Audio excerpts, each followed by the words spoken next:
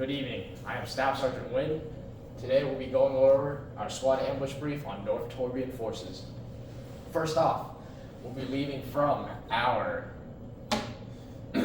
patrol base to the ORP. Prior to leaving to the ORP, we'll be conducting a Gotwa check with our security forces back with the rest of the platoon.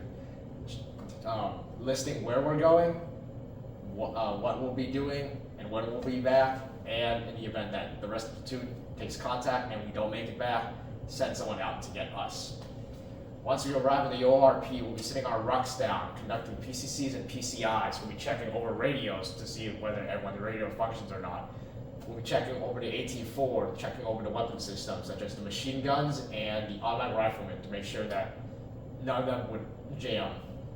Once we're done with PCCs and PCIs, I'll be taking a couple riflemen to the rallying point to set up an observation position where we could filter accountability through. Once I've set up our rallying point, I will go back personally to the ORP, pick up our security team and our machine gun team. Afterwards, we'll be filtering back through the rallying point, and I'll be setting up our far side security, which includes Bravo team leader, Bravo Grenadier, at the far side of the road to ensure that North Torbian's forces would not attack us from the north. With this, the Bravo team leader is responsible for setting up intersecting sectors of fire in order to cover all possible areas where North Torbian forces could be advancing from. Afterwards, I'll be setting up our near side security, which includes Alpha Riflemen and Alpha Grenadier. They too will be responsible for setting up intersecting sectors of fire and to ensure that North Torbian forces will not ambush us from other roads that connect to this kill zone.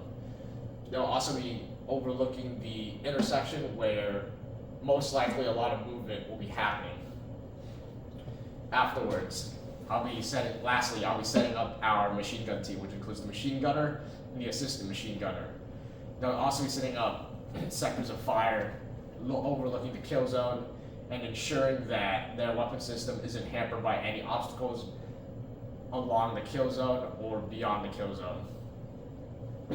Lastly, after setting up my far side security, near side security, and my machine gun team, I'll filter back into the rallying point, go back to the ORP, and grab the assaulting element, which includes Bravo AT-4, Alpha, Automatic Rifleman, Alpha Team Leader, Bravo Rifleman, Alpha AT-4, and Bravo Automatic Rifleman. Now I'll be setting up near the kill zone. With this, I'll also be setting up our claymores across the kill zone in order to add to the force multiplier that is already the existing assaulting element, support by fire element, and the security team in order to back us up. In this case, once North Torbian forces arrive, our near side security will provide an early warning, radioing to me that North Torbian forces are arriving.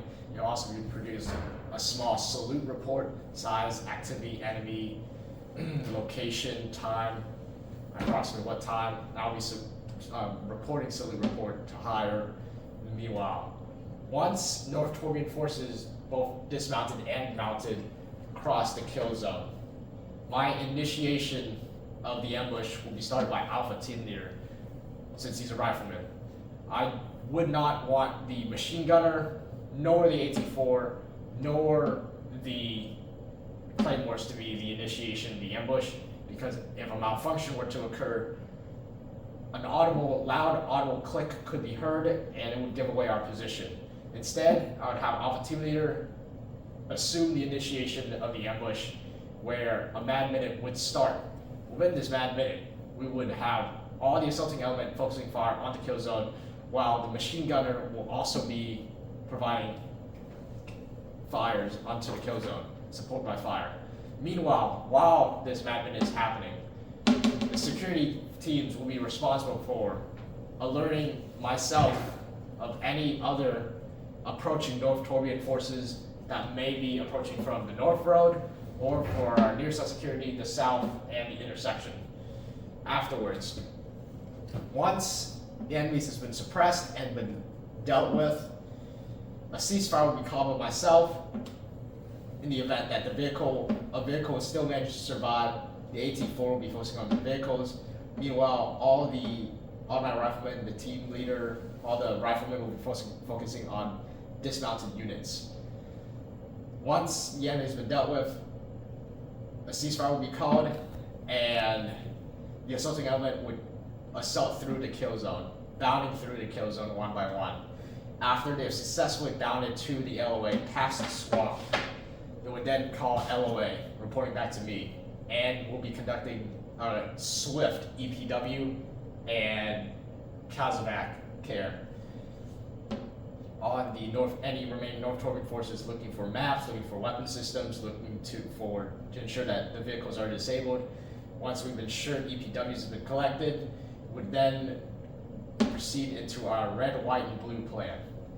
Once red is called, the assaulting element, including myself, will be running back to the RP, following through the RP, and I myself will be taking accountability of all personnel crossing the RP back to the ORP. Once blue is called, the machine gun team, including the machine gun and assistant gunner, will be picking up their equipment and reporting back to the RP, where I'll be taking accountability of them. Lastly, when blue is called, Bravo team leader, Bravo grenadier, all our security elements will be getting up and following through the RP back to RP. Afterward, everyone has been set up at the ORP, setting security at post security at the ORP. I'll be conducting a LACE report on every single individual from our team leader, reporting any missing equipment, possible casualties we might be taking, liquid, and any ammunition, and we'll be reporting to higher. Once we're reported to higher, we'll be awaiting any further instructions from higher. This concludes my brief.